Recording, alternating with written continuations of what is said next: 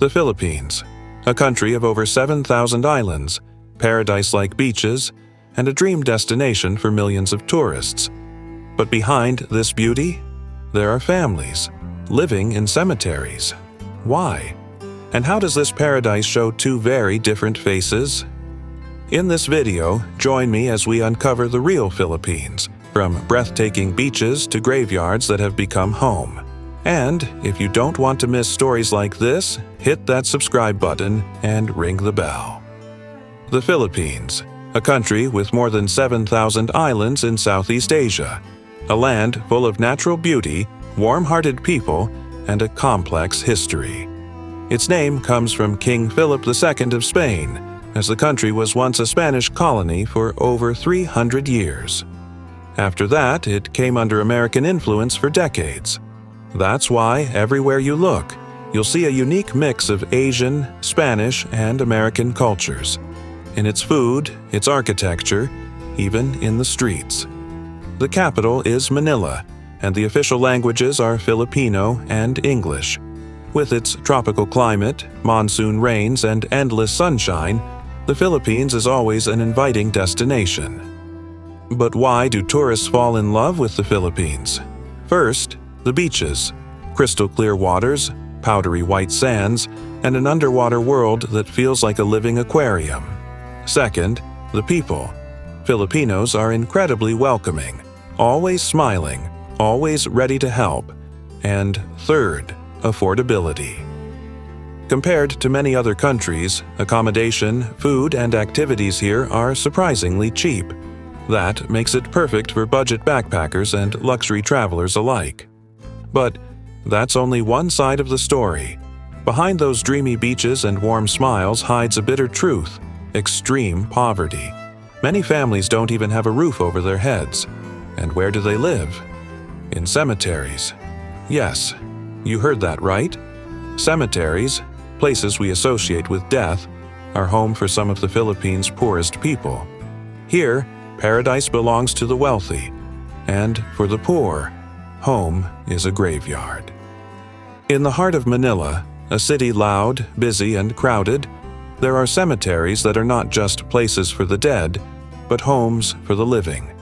The Manila North Cemetery is one of the largest and oldest. It's like a small city, with giant tombs that look like marble houses, narrow alleys, and cramped pathways. And right here, between gravestones, families live.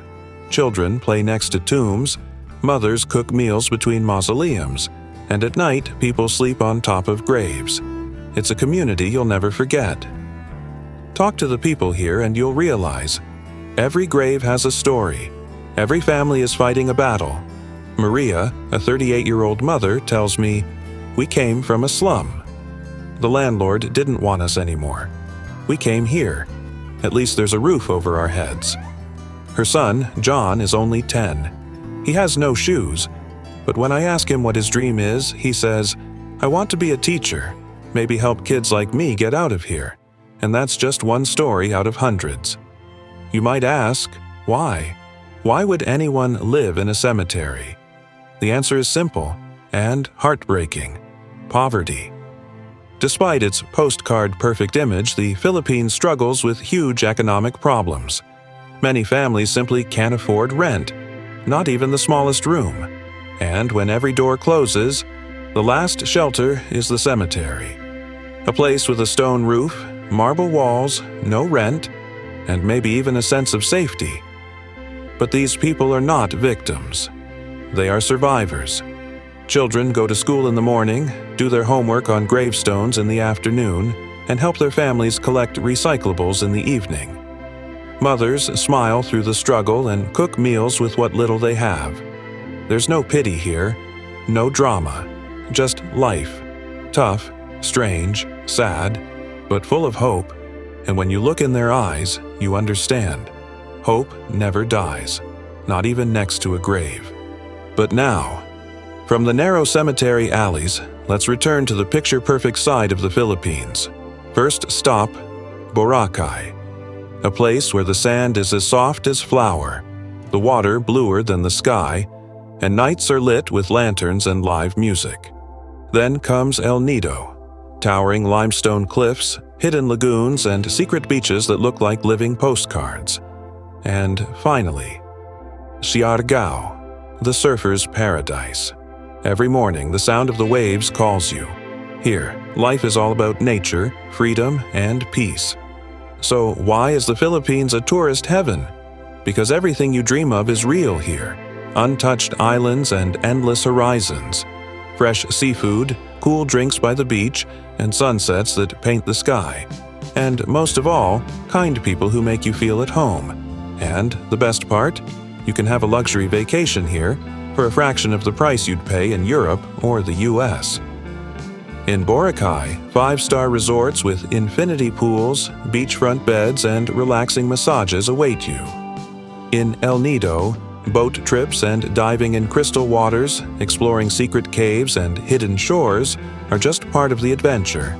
And in Siargao, surfing, parasailing, and island hopping between coconut trees will give you a taste of true freedom. Beach cafes, chilled drinks, and live music turn every night into a never-ending celebration. And yet, in the heart of all this contrast, there's hope. Small NGOs and big-hearted volunteers work every day in these cemeteries. I visited one of them, Project Pearls. They run daily classes for cemetery kids, distribute meals, and help families build a better future. Sometimes, all it takes is a book, a smile, or one warm meal to change a child's life. These people are silent angels, living in the shadows, giving life to others. And here's the miracle. Let me tell you about Angela. She grew up in this cemetery, studying on tombs, shielding her notebooks from the rain with a torn umbrella. Today, Angela is studying nursing at Manila University. When I spoke to her, she said, "I always knew. The cemetery wasn't my final stop, just a place I had to pass through." And that sentence has stayed with me ever since. The Philippines isn't just white beaches and island adventures. It's the story of life itself, from luxury resorts to cold nights beside gravestones. When you travel here, don't just come for the photos. Talk to people, see their smiles, but feel what's behind them. The world is full of beauty, but when you look at beauty with empathy and understanding, that's when your journey truly begins. See the Philippines with open eyes and an open heart. Thank you for staying with me until the end of this video. If you found this story meaningful, please hit like, leave a comment, and don't forget to subscribe.